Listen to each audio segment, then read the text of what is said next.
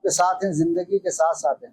इसमें यह है कि अगर आप को जब गुस्सा आता है तो एक तो ये है कि आऊज़ बिल्लाहि मिनश शैतानिर रजीम, क्योंकि ये भी शैतान जो है ना आपकी रगों में दौड़ता है और आपके अंदर गुस्सा पैदा करता है, आपके खून में रगों में दौड़ता है, गुस्सा पैदा करता है।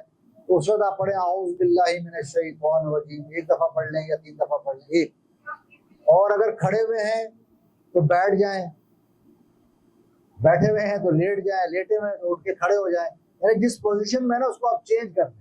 यही आऊज़ बिल्लाहि मिनश शैतानिर रजीम पढ़कर और उस बात को समझकर, उस बात को जो किसी ने किया जिसपे आपको गुस्सा आया उसको थोड़ा समझकर कि अगर मैंने इसका ये जवाब दिया तो ये मामला तो और ज्यादा बिगड़ जाएगा और खराब हो जाएगा। जब ऐसी हो तो ये पढ़ लिया करें आप, या सलाम हो या सलाम हो या सलाम हो, या दुरूद पाक पढ़ लें। दुरूद पाक हर मर्ज की दवा है। भरोसा रखें और अपने अल्लाह पे यकीन रखें और हर लम्हे अल्लाह को पुकारें, उसकी मदद पुकारें, हर जगह के साथ हैं, जिंदगी के साथ साथ हैं। इसमें यह है कि अगर आप को जब गुस्सा आता है तो एक तो ये है कि आऊज़ बिल्लाहि मिनश शैतानिर रजीम, क्योंकि ये भी शैतान जो है ना आपकी रगों में दौड़ता है और आपके अंदर गुस्सा पैदा करता है, आपके खून में रगों में दौड़ता है, गुस्सा पैदा करता है। तो उस वक्त आप पढ़े आऊज़ बिल्लाहि मिनश शैतानिर रजीम, एक दफा पढ़ लें या 3 दफा पढ़ लें एक। और अगर खड़े हुए हैं तो बैठ जाएं, बैठे हुए हैं तो लेट जाएं, लेटे हुए हैं तो उठ के खड़े हो जाएं, यानी जिस पोजीशन में है ना उसको आप चेंज कर दें, थोड़ा सा चेंज कर लें। खड़े हैं तो बैठ जाएं, बैठे हुए हैं तो लेट जाएं, या उठ के बैठ गए या खड़े हो गए ना, जो पोजीशन है उसको चेंज कर लें अभी फौरन। और आऊज़ बिल्लाहि मिनश शैतानिर रजीम, आऊज़ बिल्लाहि मिनश शैतानिर रजीम, आऊज़ बिल्लाहि मिनश शैतानिर रजीम, ये पढ़ लें। एक दफा पढ़ लें या 3 दफा पढ़ लें तो वो गुस्सा काफी हद तक ठंडा हो जाता है, फौरी ठंडा हो जाता है। ये दो दो दो इसके अमाल है कि जिस पोजीशन में ना उसको चेंज कर लें। खड़े हैं तो बैठ जाएं, बैठे हैं तो खड़े हो जाएं। और आऊज़ बिल्लाहि मिनश शैतानिर रजीम पढ़ लें। इसमें जो उसने बताया कि रिएक्शन आता है ना, तो मैं रिएक्शन को कैसे कंट्रोल कर सकती हूँ? यही आऊज़ बिल्लाहि मिनश शैतानिर रजीम पढ़कर और उस बात को समझकर, उस बात को जो किसी ने किया जिसपे आपको गुस्सा आया उसको थोड़ा समझकर कि अगर मैंने इसका ये जवाब दिया तो ये मामला तो और ज्यादा बिगड़ जाएगा और खराब हो जाएगा। जैसा किसी ने एक गाली दी तो आगे से आपने उसको गाली दे दी है, किसी ने एक थप्पड़ मारा आगे से आपने उसको थप्पड़ मारा तो मामला और बिगड़ जाएगा और खराब हो जाएगा। इसलिए मैंने कहा जिस पोजीशन में होते हैं उस पोजीशन को फौरन चेंज करते हैं।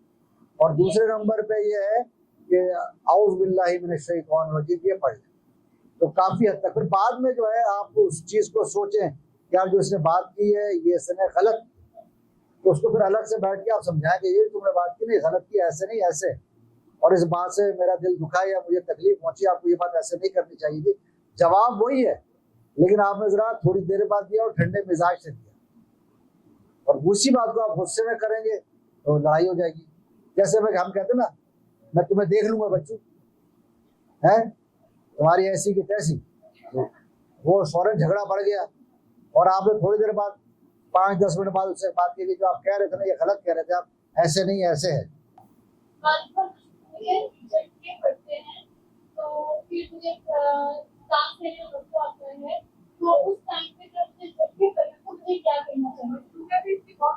हाँ, ये बीमारी में ऐसे होता है, तो इसमें भी यही है, या तो ये जब ऐसा हो रहा हो तो ये पढ़ा करें या सलामो या सलामो या सलामो, जब ऐसा होता है तो ये पढ़ा करें।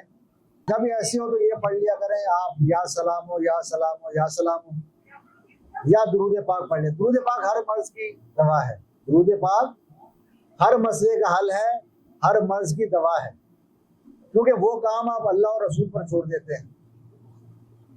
तो वरना ये भी पढ़ सकते हैं या सलामो या सलामो या सलामो, 3 दफा पढ़ लें या 5 दफा पढ़ लें या 7 दफा पढ़ लें। ये अल्लाह है सलामती देने वाला, सेहत देने वाला, सलामती देने वाला। तो आप अल्लाह को पुकारते हैं या सलामो या सलामो या सलामो, ऐ सलामती देने वाले, सेहत देने वाले, मुझे सलामती और सेहत दे, मुझे सलामती और सेहत दे। या दुरूद पाक पढ़ ले। मैंने पता ना कुछ भी याद ना आए ना, किसी भी जगह पर कोई दुआ कोई वजीफा याद ना आए, दुरूद पाक पढ़ लिया करें। दुरूद पाक हर मसले का हल और हर मर्ज की दवा है। बाल में रिएक्शन में कुछ ऐसे बाल खोल देती हूँ और गुस्सा करती हूँ, लेकिन जैसे ही मैं थोड़ी देर बाद मुझे समझ आती है ना, तो मुझे फील हो रहा था कि मुझे ऐसे नहीं करना चाहिए था, और फिर मुझे इतनी हिम्मत नहीं हो रही थी कि मैं जिस बंदे से बात की है उसको दोबारा उसके पास जाऊं और उससे एक्सक्यूज करूं। इसमें दुनिया का सबसे आसान तरीन नुस्खा है, करना नहीं आपने, ऐसे मैं बता रहा हूँ, अगले बंदे को चपेड़ मारी और थोड़ा सॉरी यार अगले बंदे को गाली दी, तेरी ऐसी जैसी तेरी फलानी ढींग, सॉरी यार। तो ये सॉरी जो है ना बड़ा काम का नुस्खा है तो ज्यादा ये आदमी को ये बोलते हुए बड़ी चीजें होती है, मैं आपसे माफी मांगता हूँ या मुझे माफ कर दें आप, हैं तो, लेकिन ये सॉरी बोलना आसान होता है, तो सॉरी यार, बस इतना सा बोल दिया करें, मामला हल हो जाएगा। कि जिनको बहुत ज्यादा आते हैं या जो थोड़े से बड़े हैं तो उनको फिर उसका कोई वजीफा बता देते हैं कि वो नहीं आएंगे, लेकिन अभी ये यानी नहीं, वो ट्रॉमाज आते हैं वो भी उससे निकल जाता है। बस वही दुरूद पाक उसका हल, दुरूद पाक हल है कि मुझे दुश्मनों ना छेड़ो मैं अभी पुकार लूंगा, मुझे दुश्मनों ना छेड़ो मैं अभी पुकार लूंगा, नहीं दूर है मदीना। रसूल पाक सुनते हैं, तवज्जो करते हैं, तो वो बहुत शफकत भरी उनकी है, वो फौरन दिल को ठंड पड़ जाती है। तो पुरानी यादें आती हैं, तंग करती है, हमें भी आती हैं, हमें भी तंग करती हैं।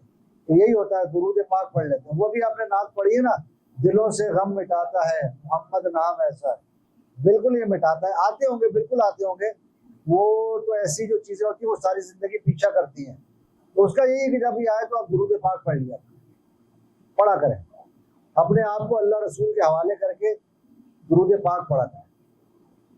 हर गम का, हर दुख का मदावा नबी पाक का जिक्र, उनकी याद और अल्लाह की याद और अल्लाह का जिक्र।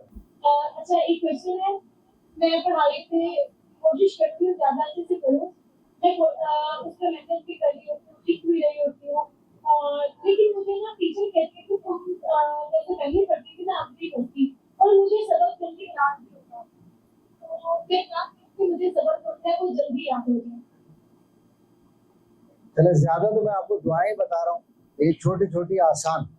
एक तो जब पढ़ने बैठते हैं तो पढ़ लें, ये बच्चों को ये याद भी करा देंगे, ये अल्लाहुम्मा रब्बी ज़िदनी इल्मा, अल्लाहुम्मा रब्बी ज़िदनी इल्मा, या सिर्फ इतना पढ़ लें, रब्बी ज़िदनी इल्मा, रब्बी ज़िदनी इल्मा, रब्बी ज़िदनी इल्मा, इतना पढ़ लें कि या अल्लाह मेरे इल्म में इजाफा फरमा। अच्छा, पढ़ाई में जब आपको पढ़ा नहीं जाता ना, तो उसका वजह है कि आपका दिमाग पढ़ाई के दौरान इधर उधर जा रहा होता है। दिमाग पढ़ाई के दौरान पढ़ाई में होता ही नहीं है, इधर उधर होता है, तो वो जो चीज पढ़ाई जा रही होती है, समझाई जा रही होती है, वो ना समझ में आती है, ना जहन में रहती है, ना याद रहती है। तो जब पढ़ने बैठे ना तो पूरा अपना जहन जो है, जो पढ़ाया जा रहा है वो सुनने में और वो समझने में और लिखने में वो लगाएं, पूरा जहन उसमें लगाएं। अभी जो मैंने इतनी सारी बातें की हैं, तो बाद में अगर आपसे पूछेंगे तो उसमें से आधी बातें आपको याद होंगी, आधी याद नहीं होगी, इसलिए कि जब मैं वो बातें कर रहा था आपका जहन इधर उधर था, वो बात आई और यूं करके निकल गई। इस तरह क्लास में भी ऐसे होता है कि टीचर पढ़ा रहा होता है, आपका जहन नहीं होता, बात इधर उधर निकल जाती है। तो पूरा पढ़ने में अपने आप को फोकस करें और ये दुआ पढ़ लिया करें, एक दफा पढ़ लिया करें, चलें, या ज्यादा पढ़े तो 3 दफा बस काफी है। अल्लाहुम्मा रब्बी ज़िदनी इल्मा, या रब्बी ज़िदनी इल्मा, रब्बी ज़िदनी इल्मा काफी है बस। इससे रेलेवेंट एक सवाल और है कि मैं किताबें लेके बैठती हूँ, घंटा 2 घंटे कोशिश करती हूँ कि मैं अपना सबक जल्दी याद कर लूँ, लेकिन जब मैं बैठती हूँ तो काफी टाइम मेरा गुजर जाता है और मुझे बार बार सोचें आ रही होती है, मैं उसी में उलझ जाती हूँ और मुझसे बिल्कुल भी पढ़ाई पे, अपनी किताबों पे फोकस नहीं हो पा रहा होता, और थोड़ा सा करके मैं बाद में थक भी जाती हूँ, मुझे ऐसा लगता है बहुत ज्यादा पढ़ी है। इसमें ऐसा होता है कि जब भी पढ़ने बैठे, पढ़ने का टाइम रखें, वो वक्त ना हो जब आप थके हुए हो। पढ़ाई का टाइम वो रखें जिसमें आप फ्रेश होते हैं, जब थके हुए हो, आपको नींद आ रही हो है, या जिस्म थका हुआ हो, या नींद आ रही हो, उस वक्त आप पढ़ने बैठेंगे तो आपसे पढ़ा नहीं जाएगा। पेट भर के खाना खाएंगे, पढ़ने बैठेंगे तो नींद आएगी, पेट भर के खाना खाएंगे और पढ़ने बैठेंगे तो पढ़ा नहीं जाएगा, नींद आएगी, गुनूदगी आएगी। थोड़ा सा कम खाया हो और खाली पेट हो तो जरा ज्यादा अच्छा पढ़ा जाता है, याद होता है। और फिर वही बात मैं कहूँगा, तवज्जो से, जो 5 मिनट पढ़े भले 10 मिनट पढ़े, पूरी तवज्जो से पढ़े, थकावट में ना पढ़े, जब सुस्ती आ रही हो तब ना पढ़े, जब नींद आ रही हो तब ना पढ़े, बिल्कुल फ्रेश और एक्टिव हो तब पढ़े, फिर याद रहेगा।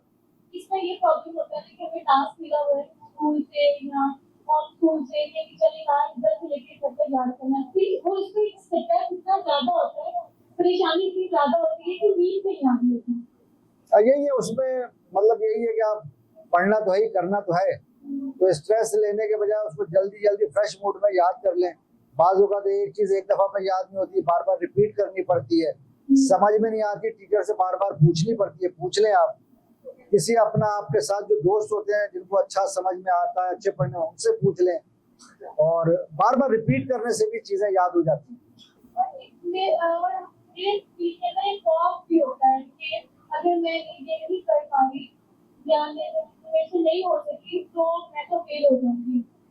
आपका काम है कोशिश करना, पूरी पूरी कोशिश करें, फेल हो जाएंगे पास हो जाएंगे, नतीजा हमेशा अल्लाह पे छोड़ा करें। जो आदमी कोशिश करने के बजाय डायरेक्ट छलांग नतीजे पे लगाता है वो हमेशा मायूस और परेशान रहता है।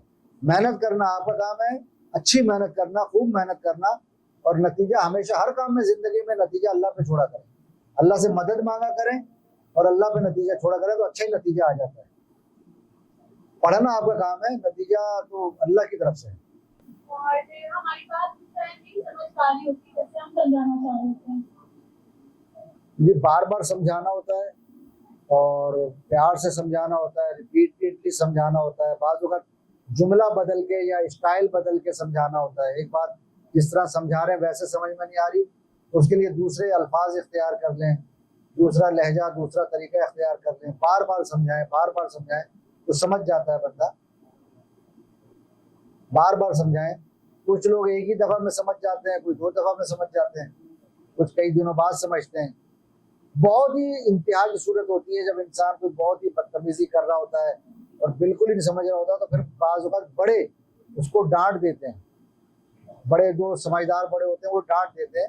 वो भी समझाने का एक तरीका ही होता है, वो आपकी बुराई के लिए नहीं होता कि आप कहें जी मैडम ने हमें डांट दिया या मैडम ने जो है वो हमें बुरा कह दिया, वो आपकी भलाई के लिए ही होता है। तरीका ये है कि उसको आप जो है ना माफ़ कर दें, उसको माफ़ कर दें और कहें या अल्लाह इस बंदे को हिदायत दे, जो इसने जुल्म ज्यादती की इसको एहसास हो, इसको हिदायत दे, और अपनी तरफ से आप उसको बोले कि छोड़े मैंने माफ़ किया बस। क्योंकि ये किसी को सोचते रहेंगे ना, वो भी आपको अजियत ही देता रहेगा, अजियत ही देता रहेगा। बाकी ये है कि बाज़ लोगों को अल्लाह खुद पकड़ के सजा देता है। बाज़ लोगों ने ऐसा जुल्म और ज्यादती की होती है कि आप तो माफ़ कर देते हैं लेकिन अल्लाह माफ़ नहीं करता, फिर अल्लाह उन लोगों को सजा देता है। और सही जो लफ्ज़ है ना, फेंटा लगाता है अल्लाह पाक ऐसा कि सारे हिसाब बराबर हो जाते हैं। इसलिए अल्लाह की पकड़ से तो खुद भी डरना चाहिए, लेकिन जो जुल्म करता है, ज्यादती करता है, उसको हिसाब देना पड़ता है, वो अल्लाह खुद ले लेता है। और मजलूम का हिसाब तो अल्लाह खुद लेता ही लेता है।